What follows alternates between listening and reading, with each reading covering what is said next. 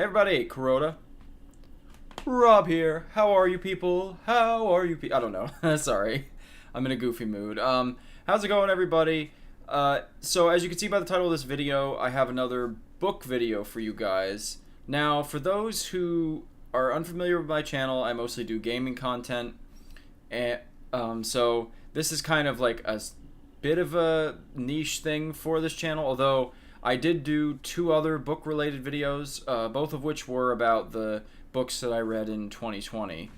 And it was a two-part video since I read 50, or rather 52 books last year. And I wanted to continue doing the occasional book video on this channel because I really like reading. Over the last couple of years, it's really become a huge, just great hobby of mine that I enjoy very much. And what I thought I would do was, since I read so many books last year, I thought I'd put together a top 10 for you guys because, like I said, I read a ton of stuff, and there's definitely a lot of books last year that have become my all-time favorite books of any I've ever read. So I've read some amazing stuff last year. I mostly read, because I won't have this in the title of the video, it was all pretty much science fiction and fantasy with a few exceptions. And I read a lot of Michael Crichton and a couple other authors.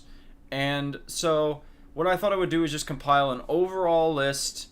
No one book per author, none of that stuff, just individual books I read and my genuine top 10. And I've got a pretty interesting and kind of unique list. I will say it's like 90% sci-fi, which I'm kind of not surprised because I certainly read more of that genre than any other genre.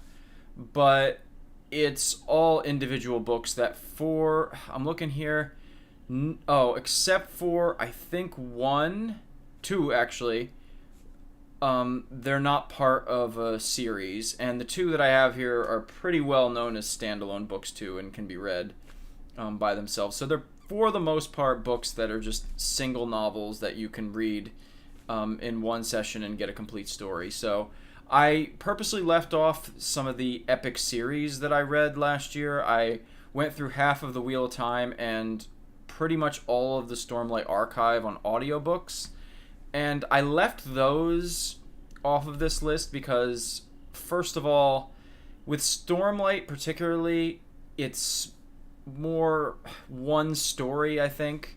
And I just kind of felt like I wanted to leave it off because I didn't feel like... I just kind of wanted to focus basically on individual books.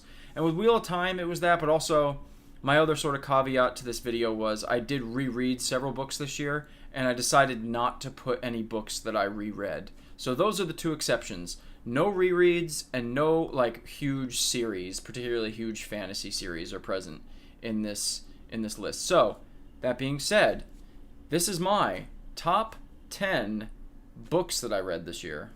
Let's go. And of course I'm immediately going to break my own rule, and I have a little stack of books here that were runners up, and I just wanted to give honorable mentions to, just because I thought that a lot of these just barely missed, really.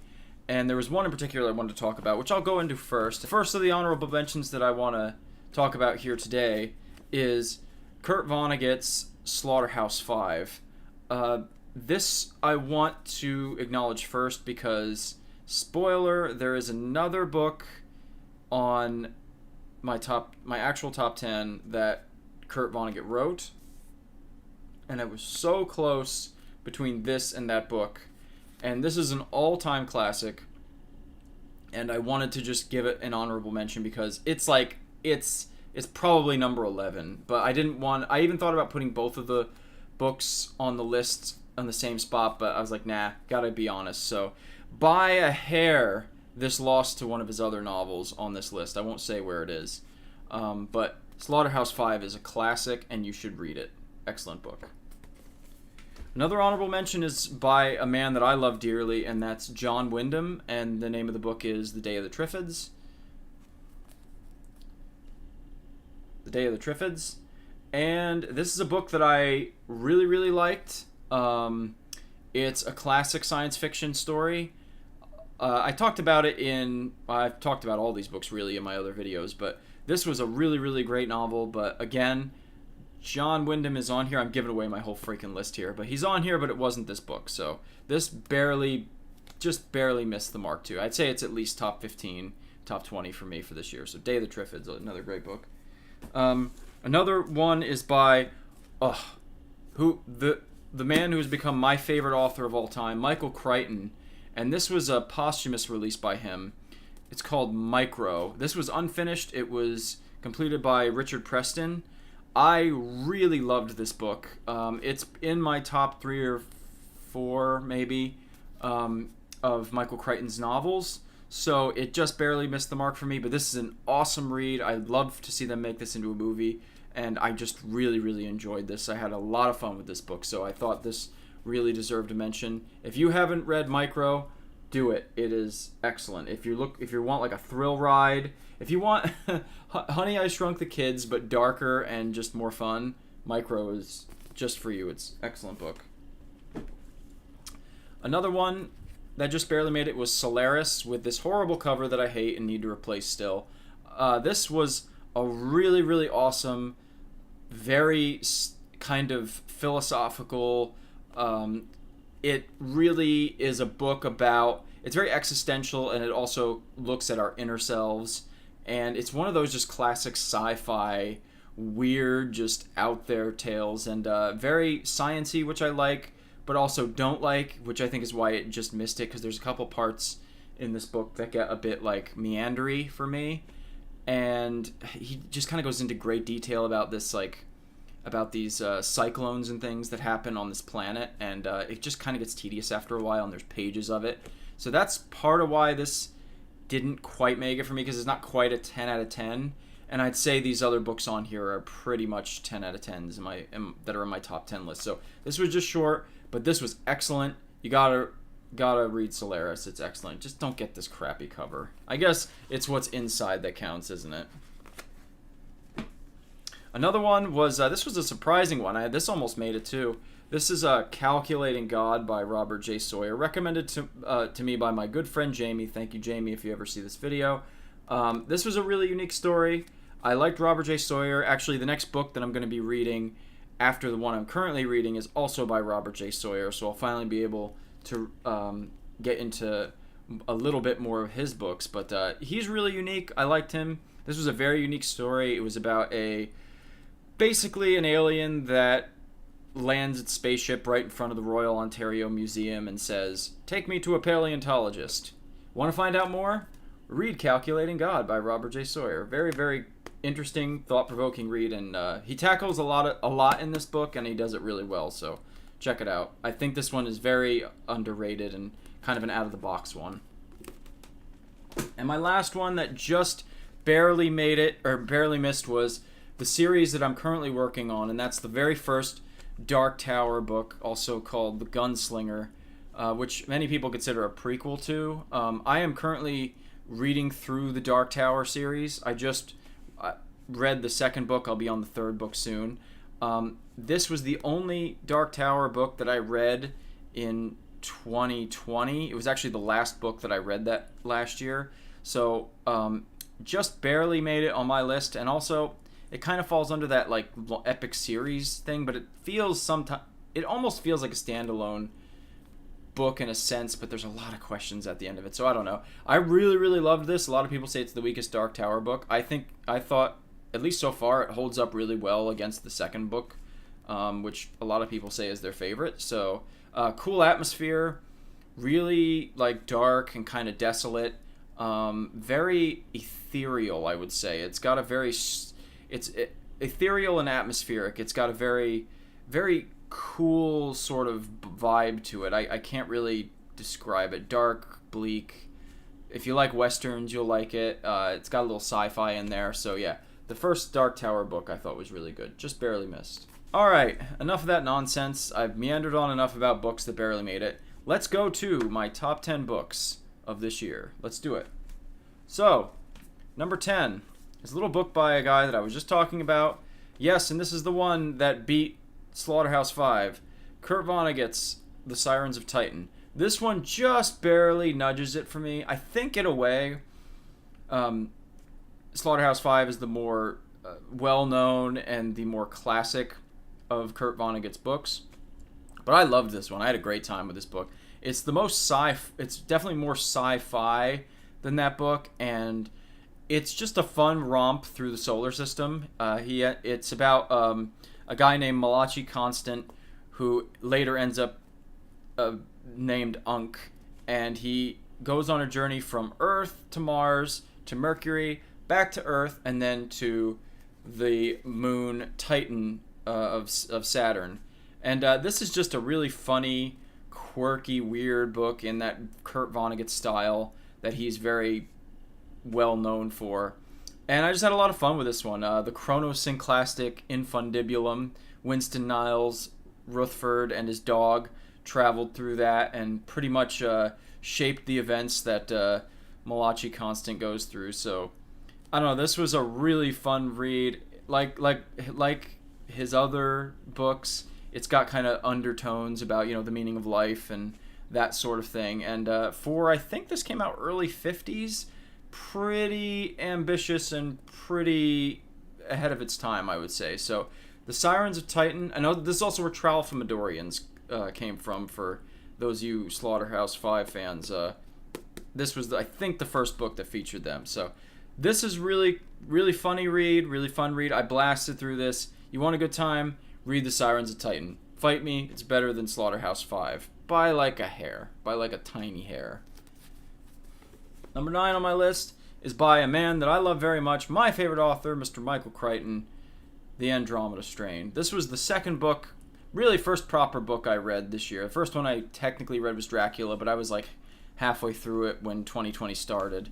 So this was the first full proper book that I read this year. This was gifted to me last Christmas by my wife, and by last Christmas I mean Christmas of 2019, not 2020.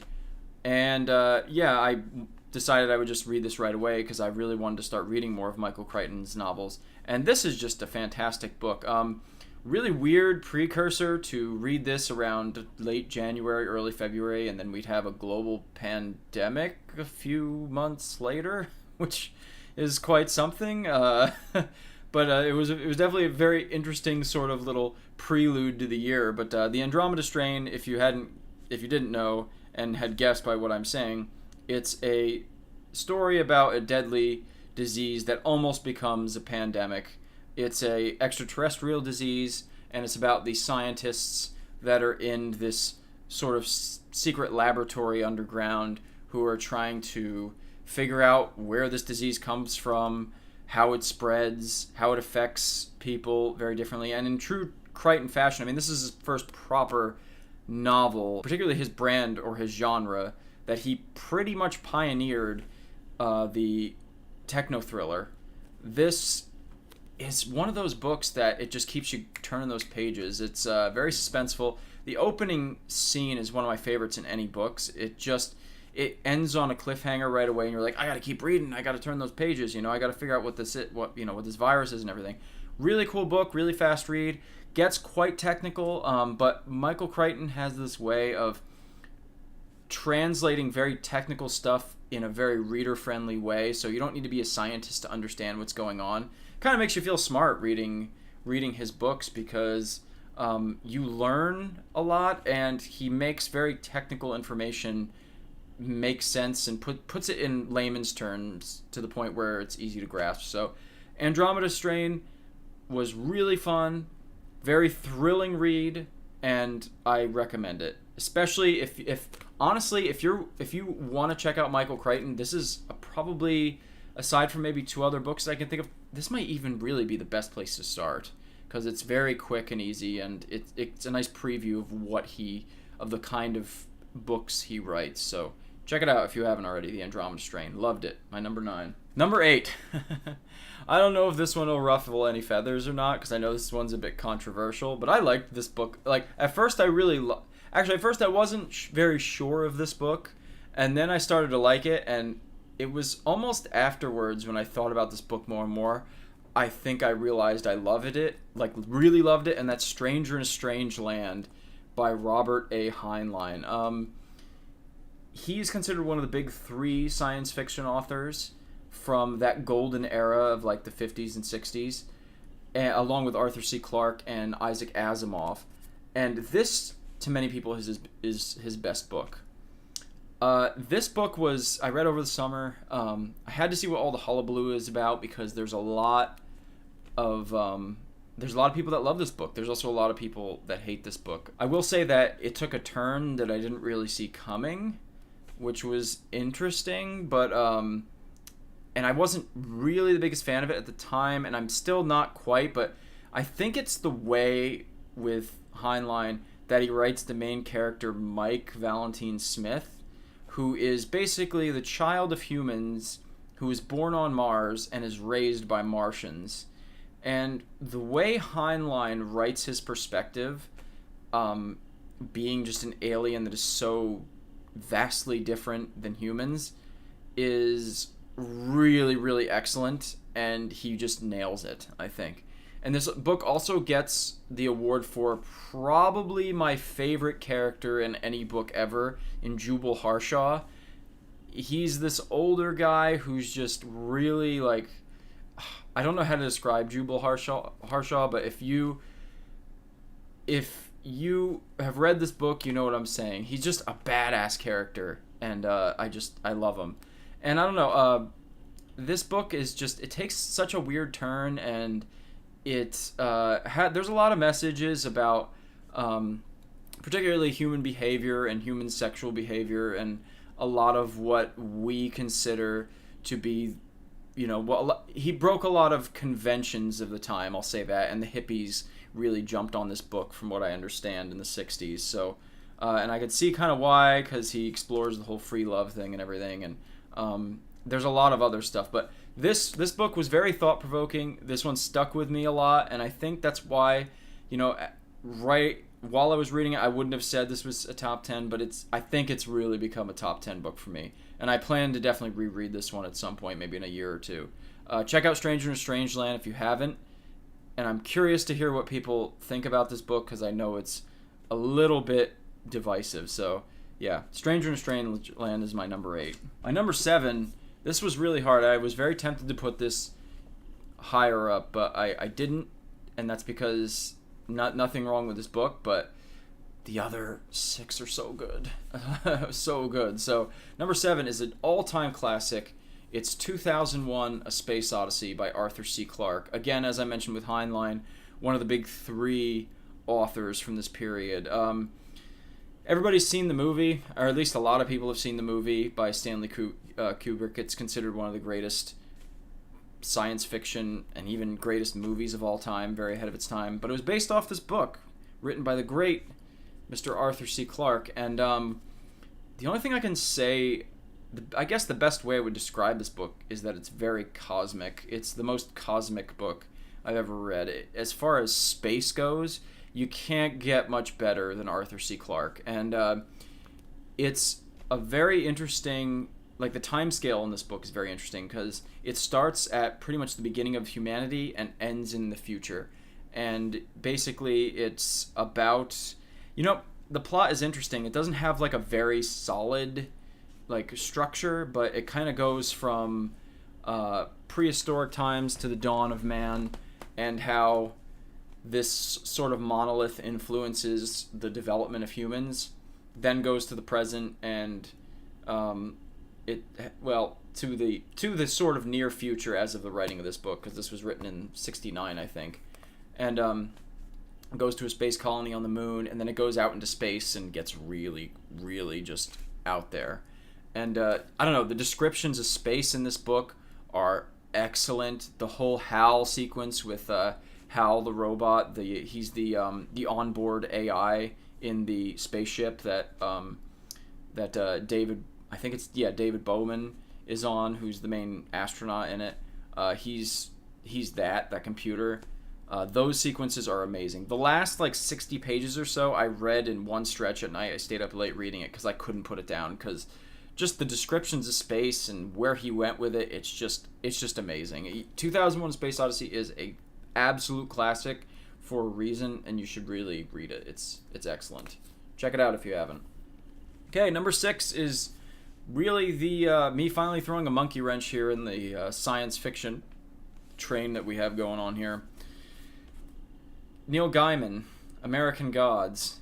This one I heard about more than probably any other book in 2020, so I had to read it. I had a few people recommend this to me, and I loved it. I thought this was excellent. I loved his prose. I think he's an excellent writer, and the story is just so unique. It's weird. It's basically about a man named Shadow who gets out of prison, and he experiences a tragedy, which I won't spoil, and then he ends up working for a mysterious man named Wednesday, and they kind of romp around America trying to discover its secret history, shall we say. And it has a lot to do with gods, both new and old, and there's sort of an internal war between the gods for basically, like, as the description said, for the soul of America, which I think really sums it up quite well.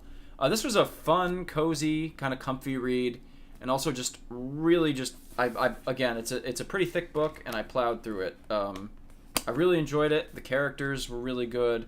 The plot was so unique, and there's just something about the way Neil Gaiman writes that's very fluid and very easy to follow and just easy to digest. And I just had a really great time with this book, and I think it's one of the most unique fantasy standalone books I've ever read. So check this out if you haven't. Neil Gaiman, American Gods. This is the I guess Star's original series cover. I just got this at a used bookstore, but I guess there's a show which I'll have to check out, which I've heard mixed things about. But if you've seen maybe you've seen the show and you haven't read the book, read the book, because the book is excellent.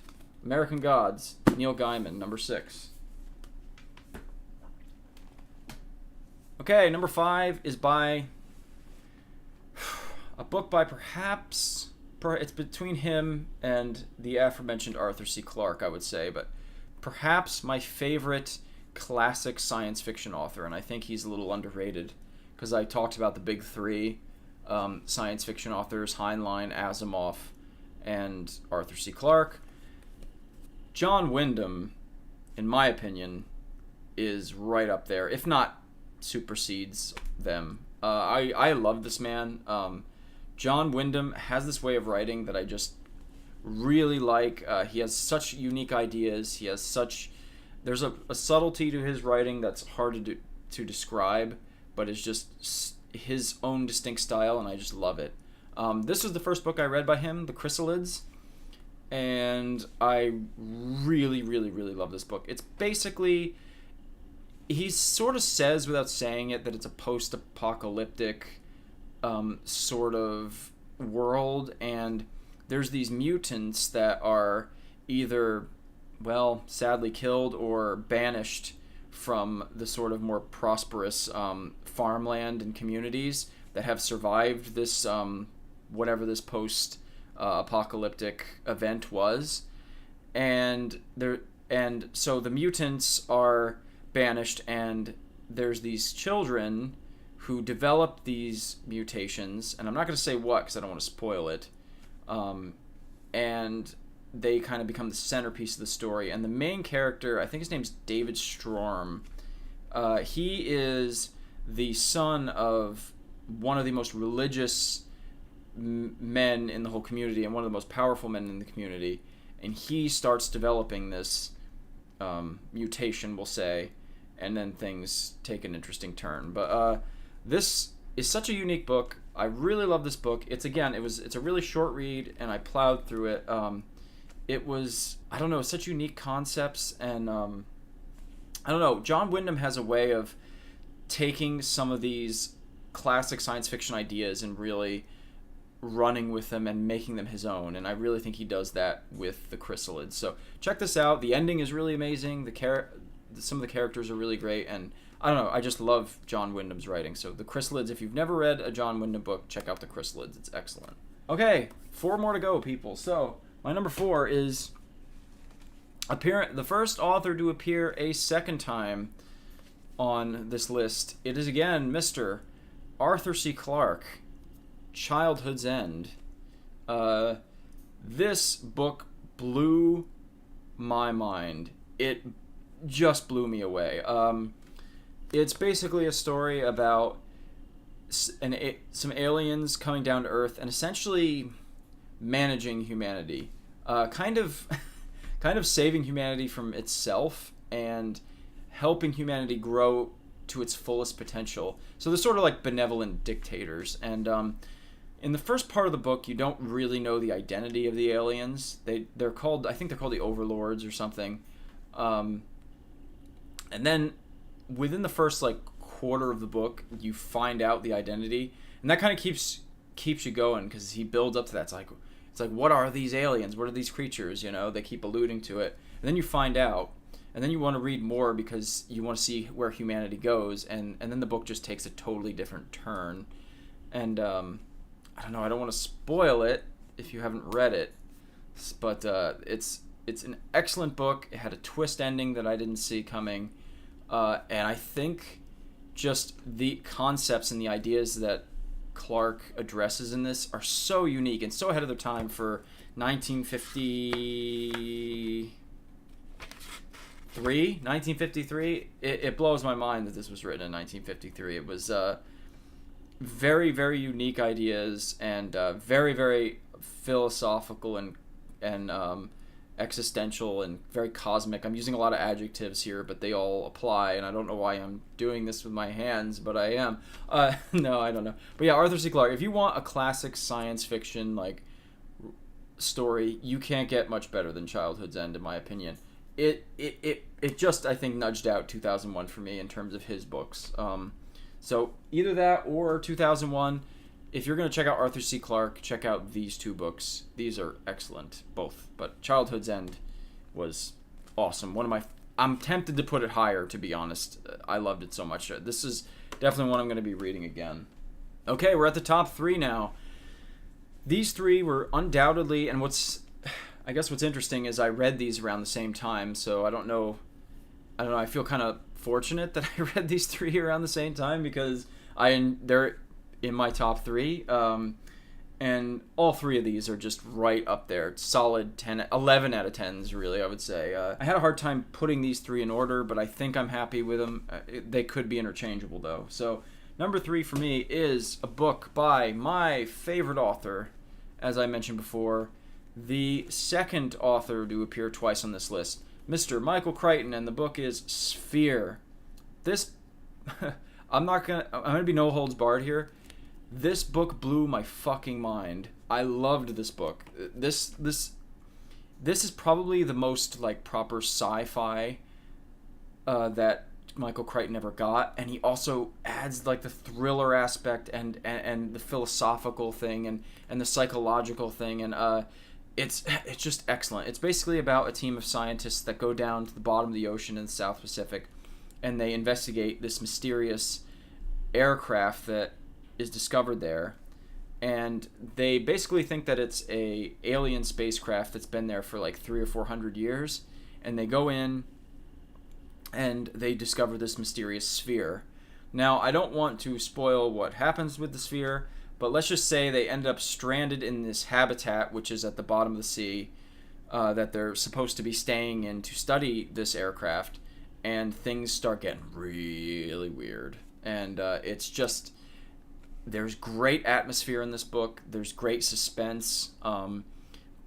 It's a book that makes you think. It's just classic Crichton, and I think probably aside from Jurassic Park, or maybe even tied with Jurassic Park, it's his best novel, in my opinion.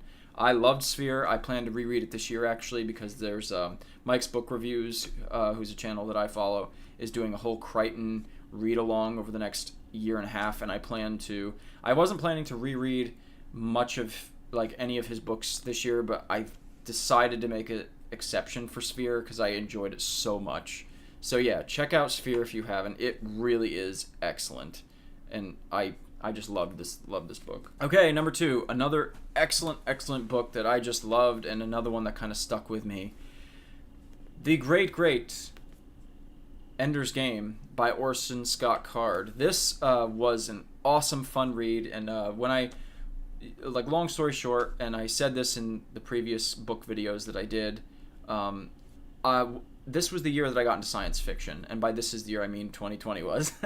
2020 was the year that I got into science fiction, and when I went to read a proper classic science fiction novel, I asked my wife, what is the book I should read? What is a great science fiction novel? And she didn't even think about it. She just said Ender's Game. Go read Ender's Game. So I read it, and I absolutely loved it. I love Orson Scott Card's writing style. I think he's very fluid, very easy to read.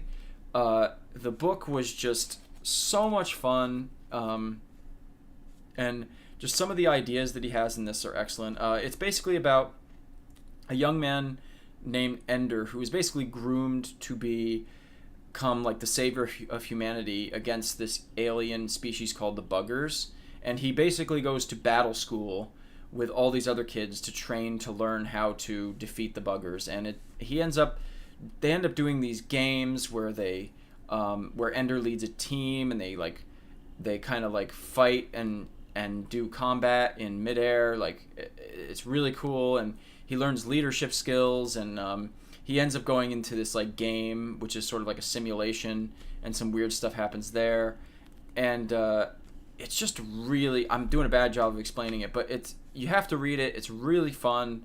It really grips you very quickly. And the ending was so incredible and such a great twist that I didn't see coming, that that put a button on it for me. I thought that made this just a total, like I said, 11 out of 10 book for me. I'm planning actually very soon to read the sequel, Speaker for the Dead. There's a whole Ender series, and it splits into kind of two separate series. I haven't read any of them. I've only read Ender's Game, but I plan to read Speaker for the Dead very soon. And if I like that, I'll probably just keep going, to be honest. I know my wife liked it a lot, and she recommended it, so I'll have to check it out. But if you haven't, check out Ender's Game. Even if you're not interested in reading an entire series, it makes for a great standalone novel, and if you're just getting into sci-fi, this is an excellent place to start. So, Ender's Game, number 2, excellent. And now, for my number 1. So you're all probably wondering, hey, what could beat Ender's Game? What could beat 2001? I don't know. This was a book that probably affected me more than any other book that I read this year. It's an all-time classic. I'm ashamed to say, I keep saying this year. What is wrong with me? It was last year, 2020. More than any other book in 2020 did it affect me, and I'm a little ashamed to say that I didn't read it before then, but I'm glad that I did finally get to it, and that is, of course, George Orwell's masterpiece, 1984. I've read Animal Farm before, and this was always a book that I meant to read, but I finally got around to it last year, and this book was terrifying, absolutely terrifying. A lot of the concepts and a lot of the different things that Orwell addresses in this book are very much parallel, I guess, a lot of things happening in modern day society. And there's always these comparisons to this novel that people make whenever they talk politically or whatever. And I'm not going to get into the whole political side of things, but there's a lot of terms even, like Orwellian, stuff like doublespeak, Big Brother, terms like that all come from 1984. So if you've never read 1984, I think it's a very important novel for people to read because there's a lot of things that you can take from 1984 and apply it to today. And he addresses everything from mass surveillance to propagating just misinformation to basically destroying a person's identity and make them worship, the one entity, the state, Big Brother, So there's a lot of that kind of stuff that he talks about in this, and this is 1949, so it predates a lot of other books and a lot of things that are going on. It's not original, though. I found out I did read a book called We by a man who I cannot pronounce his name, Russian guy, that this was based off of, that came out in the 20s, but undoubtedly George Orwell really is the one that brought it into the popular mindset and into just the mainstream. And Orwell has this way of just really writing a bleak, dark, just not happy ending story, you know, and I love that. What can I say? I'm a little depraved, I guess, but I like that it doesn't have a happy ending. I like that it gets pretty dark. It's a very stark and dire warning, I think, to everybody, and I think a lot of people can take passages out of this and can, like I said, apply it directly to today, to a lot of things that are going on. So I don't know. I loved this book. This book really freaked me out. At the same time, I really enjoyed the story, and I love George Orwell's writing, and I think he was way ahead of his time. So if you haven't, it's a classic for a reason. It's hyped about a lot for a reason. And if you haven't yet, check out 1984. It is my #1 book that I read this year, and easily a contender for easily a contender for, honestly, my favorite book of all time. So check it out. And that's it. That's my top 10 books that I read this year. Mostly science fiction, except for one. So if you're not a big sci-fi fan, well, what are you still doing here, I guess? I don't know. Or if you're not really a sci-fi fan, and you know, maybe you're regular on my channel and you don't care about books and you like to play video games and you felt like seeing what books I recommended, check some of this stuff out if you like science fiction. I think all of these books have a lot to offer, and even if you just want a good story, all of these are great stories and very thought-provoking stories, so I would definitely check them out. I appreciate everybody for watching. If you're a new timer here, I got some other book videos, which I'll link in the description or up here or over here or wherever, probably at the end of the video. Check that out. Give me a like, subscribe. If you're a regular Kuroda crew member, whatever, I'll see you in the next video. Peace, guys.